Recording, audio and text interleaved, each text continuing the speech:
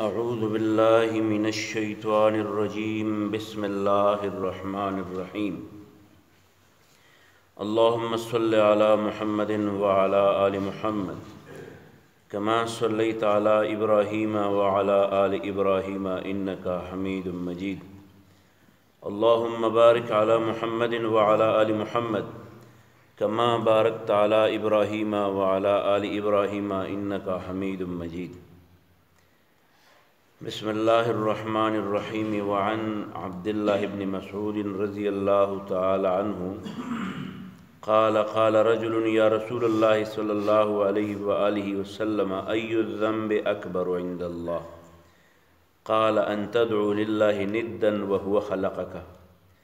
قال ثم ای قال ان تقتل ولدک خشیت ان یطعم معک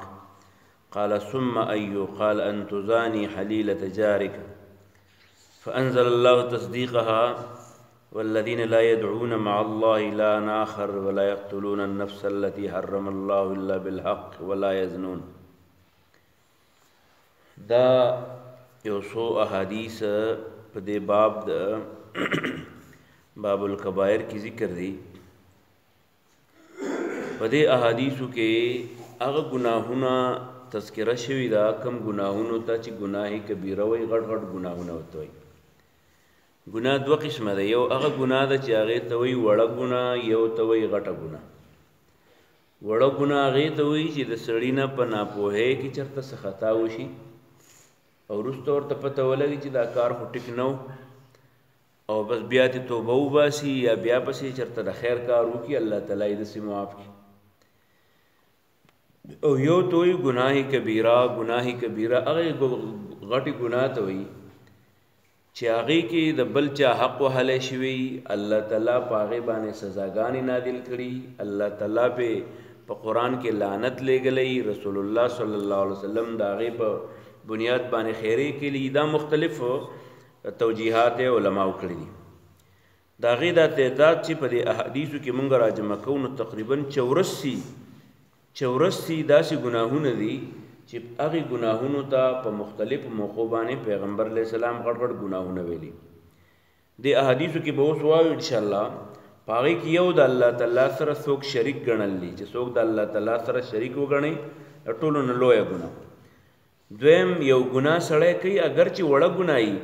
خو ښه ورته پته وي چې ګناه ده او بیا یې کوي او بیا یې کوي او بیا یې کوي، نو دا هم غټه ګناه شي. بیا دغه شانې د چا وجل خپل له او پردی دی خو په ناحقه باندې د چا وجل چې دي دا غټه ګناه ده. دریم نمبر. څلورم زنا کول دا غټه ګناه ده، ځکه چې وروسته ورباندې سزا ورباندې الله تعالی ذکر کړې ده. دغه شانې هم جنس پرستی، نارینه نارینه سره واده کوي، زنانه زنانه سره واده کوي، لواتت وی دی عمل ته، دا غټه ګناه ده. دغه شان غلا کول په دې سزا مقرر ده، دا غټه ګناه ده. دغه شان جادو زده کول او جادو کول دا غټه ګناه ده. دغه شانې شراب څښل او نشاور څیزونه استعمالول دا غټ ګناهونه دي. دغه شانې د هغې چا سره چې نکاح نه کېږي د الله تعالی په نسبت باندې او د هغې سره سړی نکاح کوي نو دا غټه ګناه ده. دغه شانې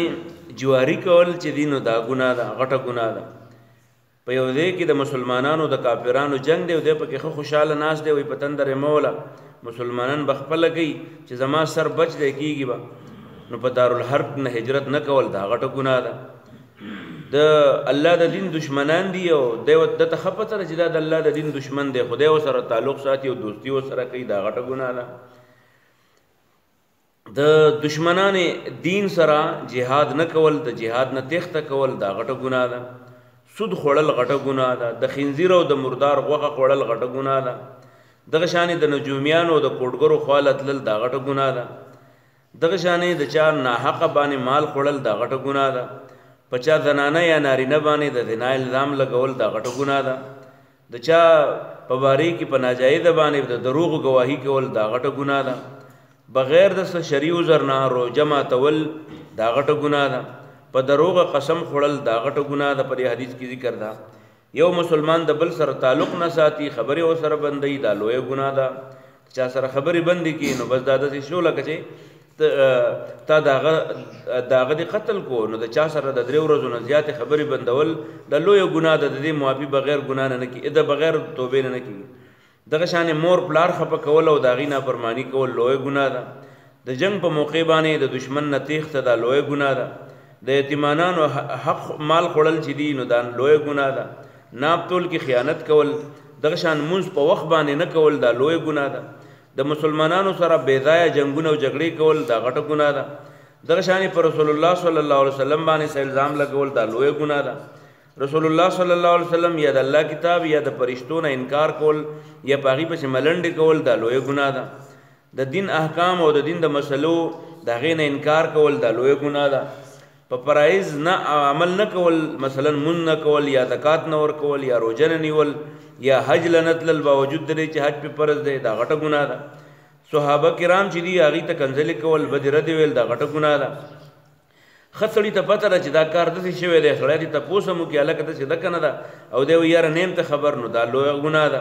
رشوت اخیستل لوی ګناه ده د خځې خاون په منځ کې اختلاف پیدا کول لوی ګناه ده دغه شانې د حاکمانو خواته د مشرانو خواته د کشرانو چغلی کول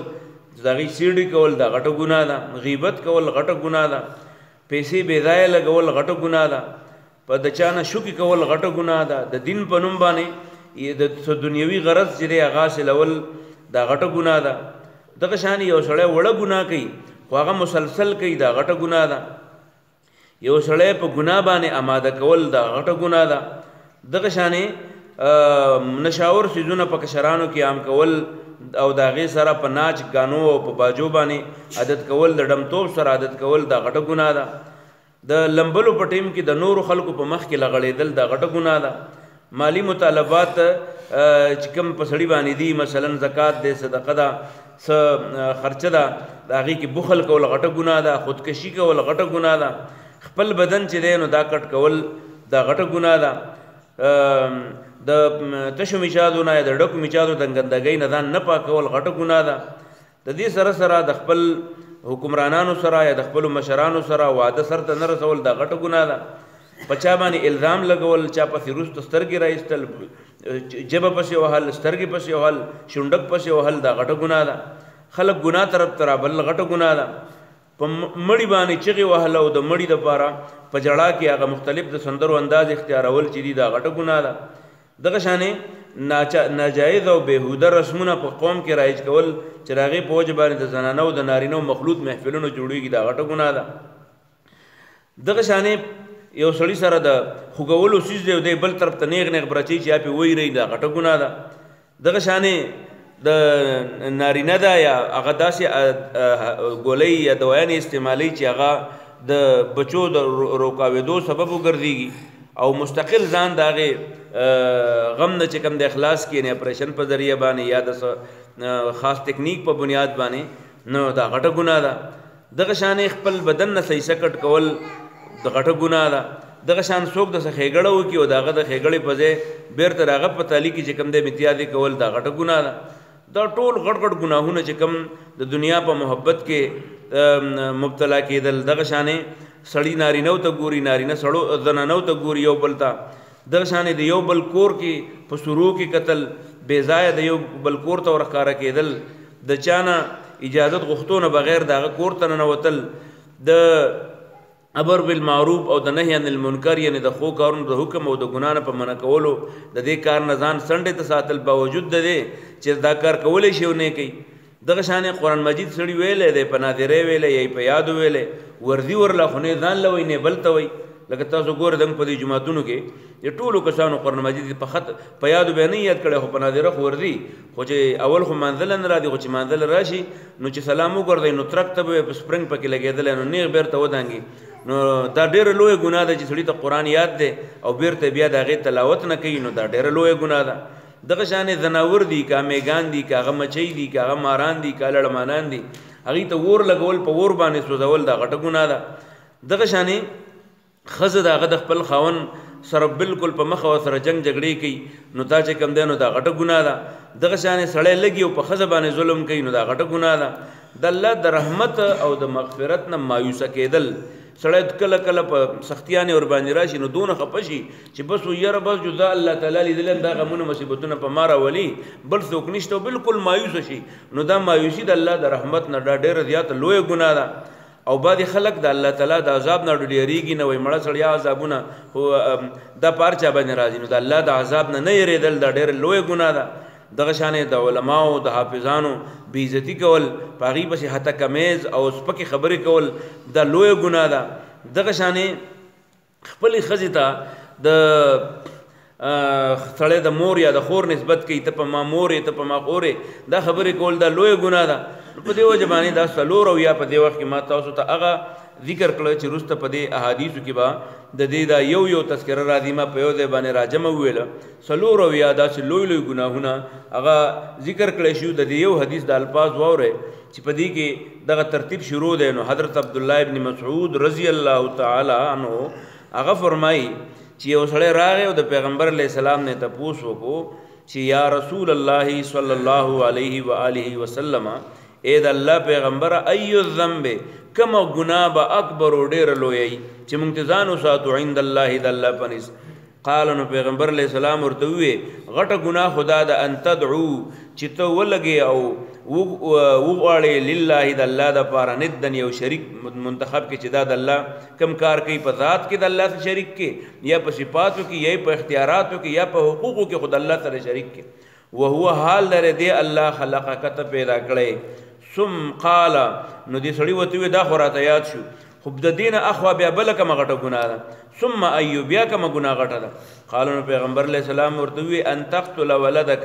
چې ته خپل بچي وجنې خشیته د یرې ان یطعمه چې خوراک به وکړي معک ستا سره د دې وجې نه د بچي وجل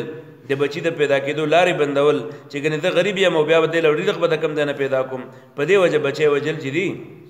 نو دا ډېره لویه ګناه ده قال نو دا راوي وایي چې دې سړي ته بیا تپوس وکړو چې د الله پیغمبره دا مې یاد کړه د دې نه علاوه بله کومه غټه ګناه ده نو قال پیغمبر علیه السلام ورته وویې ان تزاني چې ته زنا وکړې حلیله جارکه د خپلې ګاونډي د کور والو سره یعنی یو سړی دی هغه ستا په ګاونډ کې اوسېږي او د هغه په تا اعتماد دی چې دا زما ګاونډي دی او ته د هغه د کور چاردیواري په عمل کې د هغه بچی ده د هغه کور والا ده د هغه په کور کې بله زنانه ده او د هغې سره د یارانه دوستانه جوړه کړې ده نو دا درې کارونه داسې دي چې دا د لویو ګناهونو نه لویه ګناه ده نو دا پیغمبر علیه السلام خو سړي له جواب ورکو خو الله تعالی وروسته آیت نازل کو چې او والذین لا یدعون مع الله الها آخر هغه کسان چې هغوی د الله سره بل چا ته اواز نه کوي ولا یقتلون النفس او څوک وجني نه التي هغه حرم الله چې الله حرم کړی الا بالحق مگر په حق به وجني ولا یزنون او زنا به نه کوي نو الله تعالی هم دغه تصدیق وکړو چې او د پیغمبر علیه السلام دا خبره بالکل ټیک صحیح جواب یې ولا ورکړو دغه شان د مور و پلار نافرماني کول او دروغ قسمونو متعلق پیغمبر علیه السلام فرمایي په دې ورپسې حدیث کې وعن عبدالله ابن عمر د حضرت عبدالله ابن عمر ابن عاص نه روایت دی قال دی وی قال رسول الله صلی الله علیه وسلم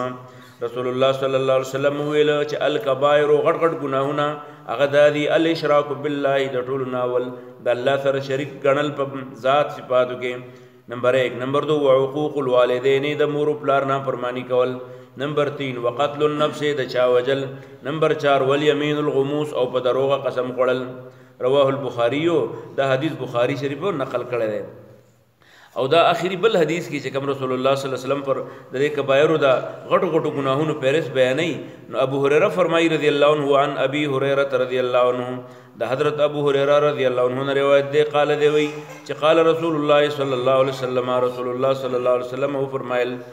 اجتنبوا خلق ځان بچ کې ګوره السبع د وو کارونه الموبقات چې هغه سړی تباه کوي و تباه کوونکي ګناهونه دي ځان ته بچ کې قالو خلکو ته تپوس وکړو یا رسول الله صلی الله علیه وسلم اې د الله پیغمبران وما هن دا و ګناهونه کم کم دي قال رسول الله صلی الله علیه وسلم وتوی الشرک بالله یو د الله سره شرک کولی والسحر بل پکې جادو کولی وقتل النفس دریم پکې سړی وجلی التي هغه سړی حرم الله چې حرام کړی الله تعالی الا بالحق مگر کده قانون د طرف نه ته سزا ورولې شي به وجلې شي واكل الربا او سود خوړل غټه ګناه ده واكل مال اليتيم او خوړل د مال د یتیم دا غټه ګناه ده والتولي يوم الزحف والتولي او تختیدل يوم الزحف د مسلمانانو د کافرانو د جنگ نه وقذف المحصنات او الزام لګول په پاک دامنو زنانو باندې المؤمنات چې مؤمنانی الغافلات هغه ناخبرین په ناخبره مؤمنانو ښځو باندې د زنا الزام لګول نو دا د غټو ګناهونو یو لوی فهرست دی مسلسل ما تاسو ته هغه د احادیثو نه راجمع کړه په یو ځای مې درته وویل دا نور احادیثو کې بیا د هغې هغه یو تفصیل بیان شوی دی الله نه به دعا غواړو خو یوازې په دعاګانو باندې نه کېږي کوشش به کوو چې د وړې غټ ګناه دواړو نه ځان بچو ساتو چې د قیامت په ورځ باندې د الله تعالی د رحمت مستحق وګرځېږو الله یې د عمل توفیق راکړي اللهم ربنا اتنا فی الدنیا حسنه وفي الآخرة حسنة وقنا عذاب النار ربنا اغفر لنا ولإخواننا الذين سبقونا بالإيمان ربنا لا تجعلنا فتنة للقوم الظالمين ونجنا برحمتك من القوم الكافرين يا الله دم د ټولو مغفرتك یا الله دم چې څوک وفات شي الله د هغې بخښنه وکړي الله زموږ مور پلار وبخښه زموږ نیاګانې نیکونه استادان شاګردان وبخښه زموږ ملګري تعلقداران وبخښه یا الله ته زموږ د ټولو نه راضي شه یا الله په وخت ځن کدن کې زموږ دا کلمه په ژبه جاري وساتو چې لا اله الا الله محمد رسول الله نن په احیاء علوم کې ماهانه اجتماع ده او زموږ د فهم قرآن کلاس چې کوم مولانا صاحب د مولانا اسماعیل صاحب